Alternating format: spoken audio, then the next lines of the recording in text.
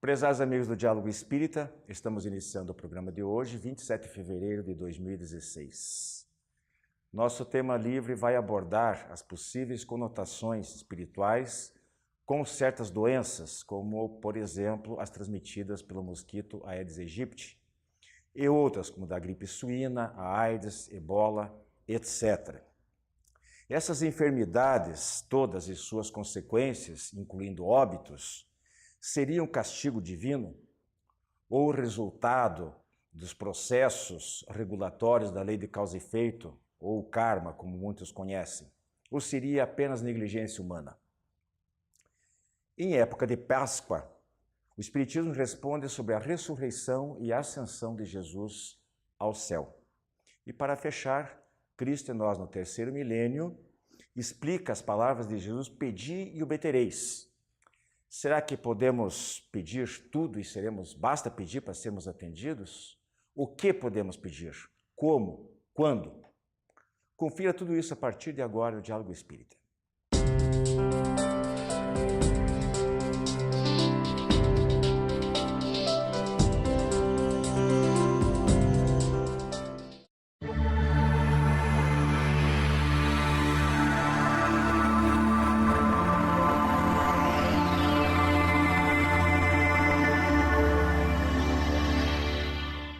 Prezados amigos, nós temos ouvido falar ultimamente muito a respeito de algumas doenças transmitidas pelo mosquito Aedes aegypti. Essa é apenas mais uma das doenças transmitidas por esse mosquito, por outros, né? Teve a época da febre amarela, transmitida pelo mesmo mosquito. Nós lembramos aqui que entre 1917 e 1918, a gripe espanhola vitimou entre 20 e 40 milhões de pessoas. Em abril de 2009, surgiu no México, e logo se espalhou pelo mundo, a gripe suína, transmitida pelo vírus H1N1. No Brasil, até setembro daquele ano, já haviam ocorrido 657 vítimas fatais. Esta, entre tantas outras epidemias, né, que assolam a humanidade de tempos em tempos, nos remete às possíveis causas espirituais envolvidas. André Luiz, o mentor de Chico Xavier, nas obras psicografadas pelo médium mineiro, refere-se várias vezes sobre a psicosfera planetária, constituída pelas vibrações de pensamentos, emoções, sentimentos e atos de todos os seres. E essa psicosfera envolveria, ou envolve, né, todos os habitantes desencarnados, inclusive, os encarnados e desencarnados. Então, como prevalece entre nós as vibrações de teor negativo, o somatório delas, sobrepujando as positivas, elas acabam se tornando cada vez mais pesadas e mais densas. Chega um momento crítico que ela, como se fosse um derrame energético na forma de doenças, de catástrofes, de guerras, etc. Particularmente, essas doenças mereceram do André Luiz, em várias situações, né, uma explicação especial. A certa altura, ele diz mais ou menos o seguinte: vibriões invisíveis de origem espiritual e gerados pela invigilância das mentes humanas pululam nessa atmosfera e, de tempos em tempos, acabam por se materializar organicamente na forma de espécies novas de bactérias, vírus e bacilos mórbidos, a causar doenças desconhecidas e às vezes letais para grande número de pessoas. Bem, eu estou aqui na presença na companhia, melhor dizendo, do Gilberto Luiz Tomás e do Carlos Augusto Parchin, e eu gostaria de propor de antemão para vocês duas questões. Primeiro, eu queria saber o seguinte: em primeiro lugar, se vocês concordam com essa explicação de André Luiz, do mentor André Luiz. E em segundo, se o ataque desses agentes patogênicos, né, caracteriza também uma forma de expressão da lei de causa e efeito, atingindo as coletividades em caráter expiatório. Quem começa? Bom, Parchin, Wilson, prezados amigos, com essa exposição do André Luiz, não tem como discordar. Nós vivemos ainda numa psicosfera muito negativa, vibramos muito negativamente. Agora imagine juntar-se então com essa psicosfera também negativa vindo do mundo espiritual. a coisa toma um vulto em determinado momento que é impossível de controlar. Com relação a essas epidemias que surgem vez ou outra, mesmo algumas catástrofes, né, que morre um monte de gente, eu não imagino que sejam todas em função de lei de causa e efeito ou processos de resgate ou coisa parecida, né? Porque tudo na Terra está sujeito às leis divinas que são eternas e perfeitas. Deus não iria fazer ou criar uma lei qualquer para fazer com que a gente passasse por isso. Não significa que Deus está mandando, então, aspas, castigo para nós, né? Isso serve para despertar o homem, principalmente também em função daquilo que ele está vivenciando hoje, tá? Ou como que ele está agindo para que ele não crie ambientes propícios a esse tipo de epidemias. Então, pode haver algum resgate kármico aí? Pode, mas não pode ser generalizado. Parche, você concorda com o Gilberto e colocado assim, porque a gente em Espiritismo sempre fala que nada é por acaso. E isso parece que acaba chegando, às vezes, criando um certo equívoco de tornar as coisas matemáticas, como se fosse um processo automático. Se está acontecendo qualquer coisa é porque está pagando, é resgate, aquela coisa toda. Neste caso em particular de doenças dessa natureza, como é que você vê essa situação? Bem, eu concordo com o André Luiz parcialmente. Eu acho que a colocação dele se dá a partir de uma análise específica de situações que ocorrem realmente no plano espiritual, de sobrecarga de energia negativa, de miasmas, que podem gerar agentes e doenças. Ao mesmo tempo, ela é fruto, isso tudo é fruto da lei de causa e efeito, não necessariamente de encarnações anteriores, mas desta própria encarnação. Vamos tomar um exemplo, o Aedes aegypti, que é um mosquito urbano, criado no ambiente urbano pelo homem e trazido pelo homem. O Zika vírus já é conhecido há mais de 80 anos. Não é? A própria AIDS é conhecida há muito tempo. Foi a exposição do homem com sua negligência a determinados fatores que desencadeou, e não uma causa espiritual anterior que tenha desencadeado essa grande crise que nós temos aí, em especial hoje com o Zika vírus, mas também com as demais doenças transmitidas por esses mosquitos, como já tivemos a febre amarela no passado.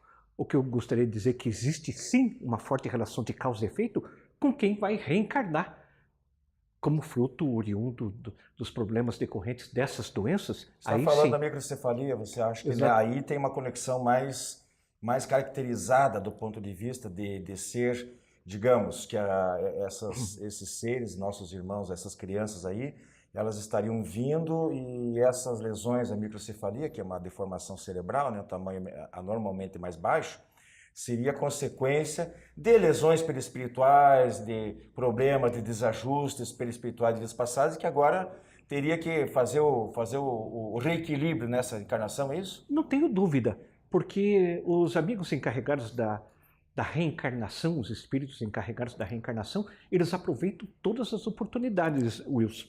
E como a doença está propiciando um aumento, né, exponencial do caso de microcefalia, é evidente que há muitos espíritos com grande grau de comprometimento que precisam passar.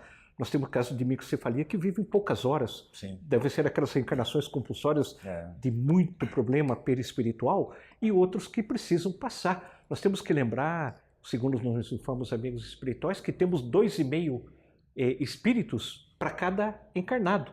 Então há muita necessidade de encarnação, algumas encarnações muito difíceis, né? Quando já conversamos aqui, que o umbral está aberto simbolicamente, não é? Também para essas grandes deformações. Então o plano espiritual não perde a oportunidade de pôr a lei de causa e efeito nessas reencarnações para, vamos colocar assim, aproveitar esse desleixo nosso com a natureza.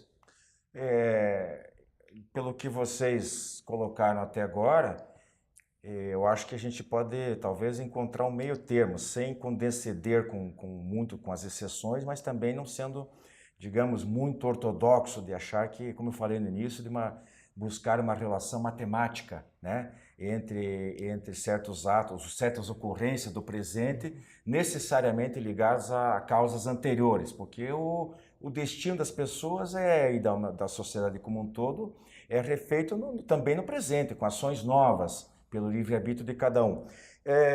Seria mais ou menos aquela imagem que a gente usou uma outra oportunidade aqui, de que por ser um mundo de provas e expiações, e muita gente pensa que, até no nosso meio, muitas vezes parece que só lembram a parte das expiações, mas esquece das provas, né?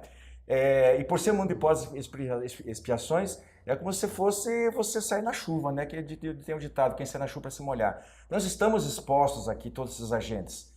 E aí, às vezes, por uma questão de vulnerabilidade da saúde física, no momento é acometido, o mosquitinho dá sua picadinha lá e ele acaba contaminado, é isso, Gilberto? Eu Mais ou menos concordo, por aí. eu concordo, sim.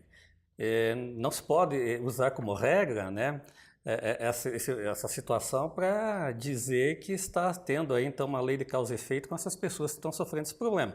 Pode existir? Pode, mas não é regra geral.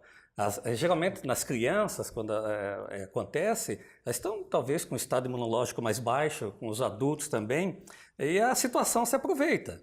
Então, tem que analisar caso a caso, e não sei, mas fica meio no ar, aí não dá para afirmar e atestar peremptoriamente que pode ser causa e efeito, e se aproveitando, como o Parche falou, de um processo assim de que o homem realmente não sabe lidar com a natureza e está criando algumas possíveis situações para que a doença se apresente, mas também não podemos achar que isso seja uma regra.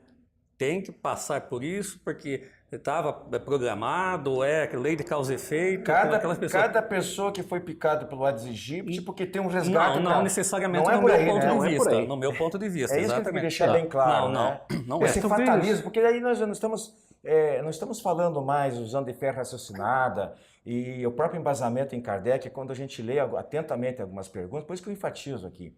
As pessoas muitas vezes se esquecem, elas leem por cima de tanta... não sei, Parche e Gilberto, se é uma certa cultura de penitência, de sofrimento, um atavismo herdado talvez até de outras religiões, das quais muitos de nós somos herdeiros, né? E temos um passado ligado a essas religiões, de verem tudo uma necessidade de justificar pelo sofrimento. Quando, na verdade, nós estamos aqui talvez num caminho, uma grande quantidade da nossa sociedade, dos habitantes da Terra, numa fase de buscar testes, provas, para galgar degraus para cima e não tendo que olhar tanto a retaguarda. Eu acho que nós temos muita coisa para corrigir do passado, né? Mas também temos que olhar de maneira otimista para o futuro. Me parece que esse talvez seja um dos problemas. Nós pensarmos dessa forma. Nós como espíritas, né? Não sabendo interpretar bem a situação, não. Eu tenho que passar por isso, pela dor. Ora, né? Às vezes ele escolheu aquele tipo de enfermidade para poder acelerar seu progresso, para ter um aprendizado, para colaborar com os demais, às vezes até do ponto de vista da medicina, né? Para ajudar no desenvolvimento. Quer dizer, então é uma série de coisas, por isso que eu repito, eu acho que a gente tem que deixar um pouquinho de lado esse lado expiatório que beira o fatalismo, né, Parche? Tem que separar bem. As doenças, ou a transmissão da doença em pandemia, como nós temos agora, não são decorrente de karma coletivo ou algo assim, mas sim do desrespeito à lei natural. Né? A AIDS surgiu do consumo do macaco pelos seres humanos, né? Que daí transmitiu-se. A gripe suína pelo mau manejo do suíno em condições inaceitáveis de manejo dos nossos irmãos menores, os animais. E aí temos aí essas doenças novas transmitidas pelo mosquito a partir do mau manejo da higiene, né, do saneamento, e que estão aí. O que se aproveita, sim, são as consequências, e especialmente, eu falava desse caso das reencarnações da microcefalia, que daí não seria justo, né? Que alguém que não precisasse passar viesse a ser submetido. Eu concordo plenamente com você. Eu acho que aí não se pode ficar pensando que é só por acaso, que o pinguinho de chuva caiu lá, porque é uma coisa muito grave. Muito grave. Né? Prejudica todo o desenvolvimento intelectual dessa criatura. A família em torno dela sofre bastante, né? Então isso aí para a gente achar que pode ser até uma aprovação escolhida, mas a característica, a gente analisando profundamente, a gente vê que tem realmente mais características expiatórias do que provacionais, né? Não tem nem dúvida, concordo. Gostaria só que vocês fizessem os últimos segundos aí para o arremate do nosso tema livre de hoje. Eu concordo com o Paixão. Eu acho que nós temos que tomar mais cuidado com o que nós estamos fazendo com o meio ambiente para não propiciar situações que venham a desencadear um surgimento de um mosquito qualquer, né, que crie esse problema todo para futurações. E essas doenças vão e voltam, né? Vão e voltam. Elas vão e voltam, ou aparece outra, controla uma, inventa vacina, surge uma outra. A mutação genética do próprio Aedes, né, tornando bem mais resistente, ele mudou em 10 anos. Ele passou por uma série de mutações que está muito mais difícil controlá-lo. Não tem quase como eliminar 100%. E a própria febre amarela que está voltando, depois nós temos eliminado. Então é isso, meus irmãos. Nosso tema livre fica por aqui, segue nosso programa com os outros quadros. Fica para nossa reflexão aí, essa realidade com a qual nós temos que conviver aí, que está assustando tanta gente. Mas sempre tem um fundo espiritual, tem um aprendizado por trás, não é apenas matéria, não é castigo divino, ficou bem claro isso aí, né? Esperamos que cada um possa aprofundar esse tema aí no futuro. Até mais. Clube do Livro Espírita de Curitiba. Mais de 2 décadas consolando corações, iluminando consciências. Associe-se e tenha o melhor da literatura espírita em sua casa. Descontos de até 60% no preço de capa e no primeiro ano ainda ganha uma assinatura grátis do jornal Comunicação Espírita. Acesse também a nossa fanpage no Facebook da AD Paraná. Associe-se agora e contribua para a manutenção deste programa.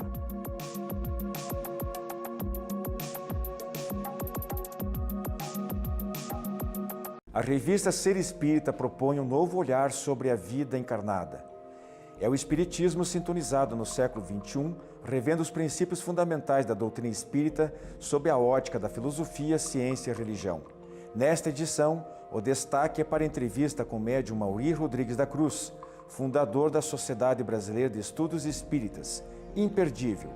Para conhecer os demais fascículos, visite o site www.serespirita.com.br.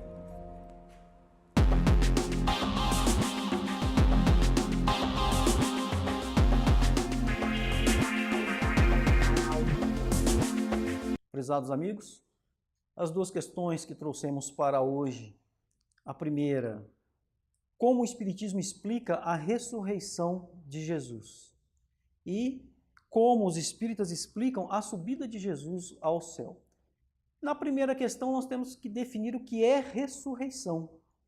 É uma palavra que vem do latim, que significa resurrectio, erguer-se novamente, ressurgir. No sentido bíblico, esta palavra, ela significa o espírito retornar ao corpo supostamente morto, ou seja, voltar no mesmo corpo, que nós sabemos ser cientificamente impossível de acontecer.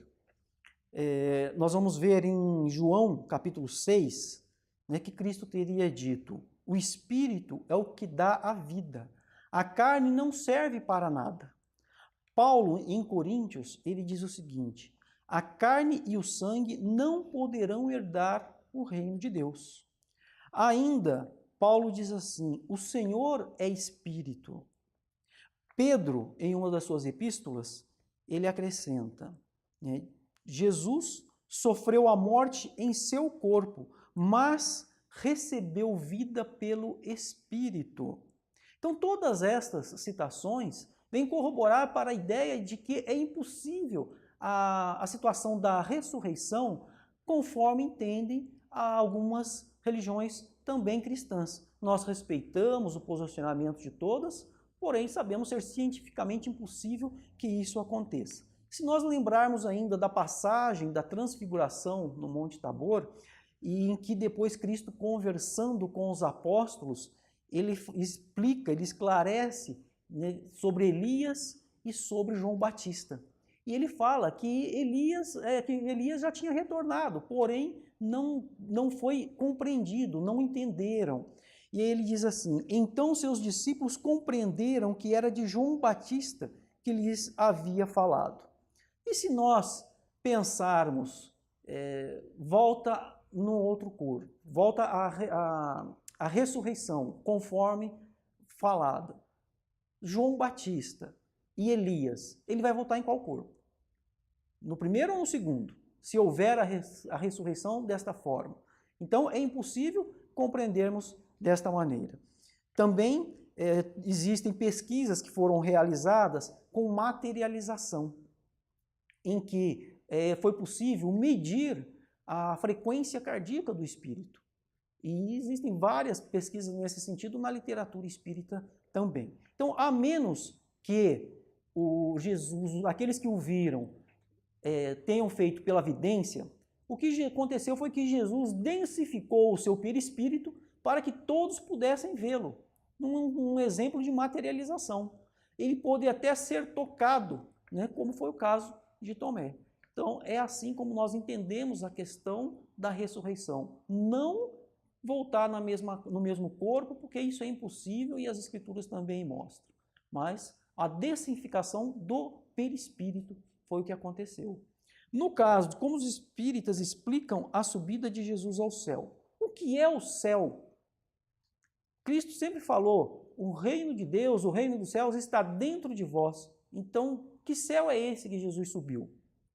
Ele também disse, existem várias moradas na casa de meu Pai, que são as diversas colônias, as infinitas colônias espirituais, os mundos superiores que existem, que são infinitamente mais evoluídos que o planeta Terra. Então foi para uma dessas colônias, um desses planos mais evoluídos, que Jesus ele foi habitar. É assim que nós entendemos essa subida de Jesus ao céu. Então, são estudos que requerem um aprofundamento maior, que o nosso tempo aqui é pouco curto para explicar numa totalidade maior. Então, aqueles que desejam compreender mais a respeito dos planos habitados, a respeito do perispírito, que é um estudo também que abrange uma infinidade de conhecimentos, busque uma casa espírita próxima à sua casa. Procure estudar, procure as informações nas obras de Kardec a respeito destes dois assuntos que estão ali explicados, esclarecidos a respeito dessas situações. Continue mandando as suas questões para o nosso programa, no e-mail que aparece aí na tela, e até o próximo programa.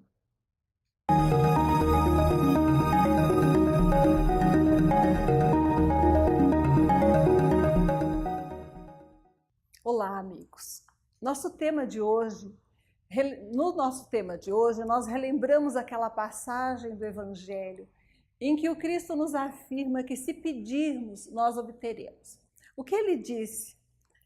Quando orardes, não vos assemelheis aos hipócritas que afetadamente oram de pé nas sinagogas e nos cantos das ruas para serem vistos pelos homens.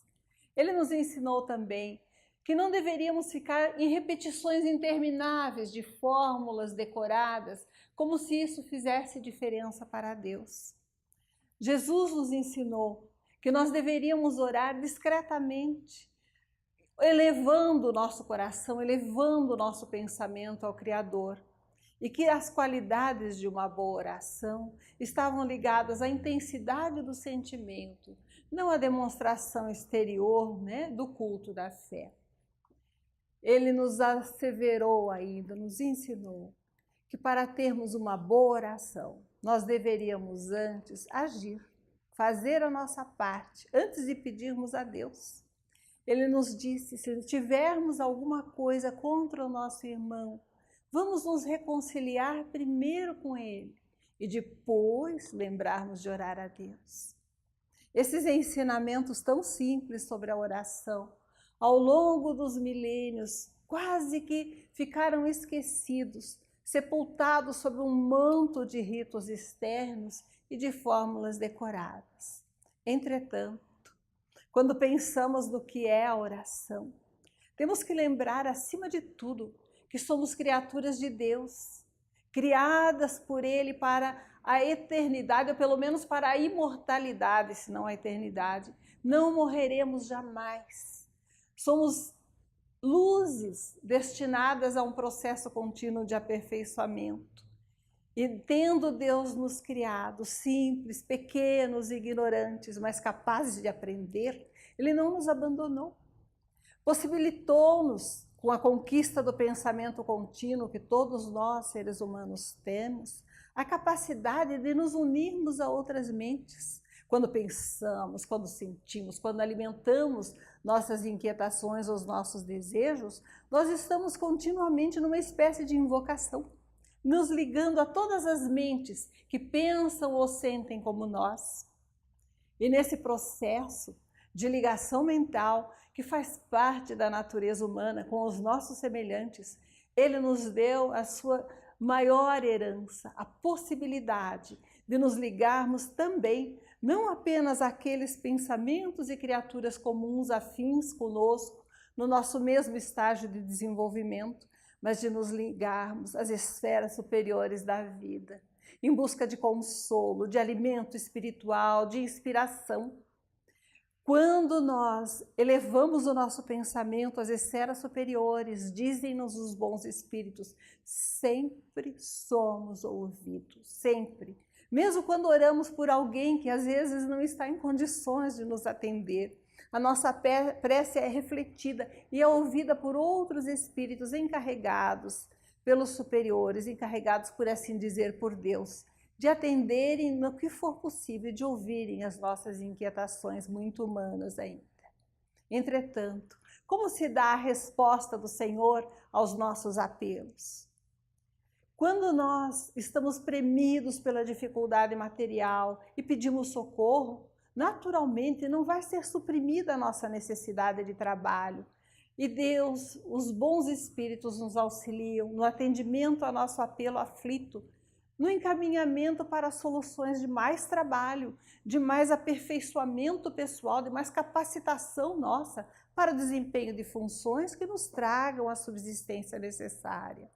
Quando estamos desolados, em solidão, perseguidos, caluniados, nos sentimos injustiçados e abandonados por todo o consolo humano, a oração não afasta de nós essas provas necessárias ao nosso aperfeiçoamento, ao fortalecimento da nossa alma pela superação de que somos capazes. Mas ela nos dá inspiração, nos dá forças, nos dá alento novo, nos fortalece a fé viva, para que vençamos, usando o nosso livre-arbítrio, a capacidade de criar que Deus colocou em nós, todas as lutas e as dificuldades. Como um pai amoroso, que atende a seus filhos, não os desviando do trabalho nem da escola, mas lhes dando condições de enfrentar com dignidade os embates da vida, as nossas preces são sempre ouvidas e são atendidas com a força, a capacitação, a inspiração, o alento necessário para que possamos nós mesmos vencer as nossas lutas. Muitas vezes as dificuldades evitáveis são afastadas do nosso caminho, mas acima de tudo a oração visa a nos manter unidos às esferas superiores, a termos a possibilidade da comunhão com os espíritos puros, quem sabe com Deus, pela nossa fé, pela nossa união mental e com retorno sempre de energia, consolação e vida que nos possibilite triunfarmos em nossas lutas. Clube do Livro Espírita de Curitiba.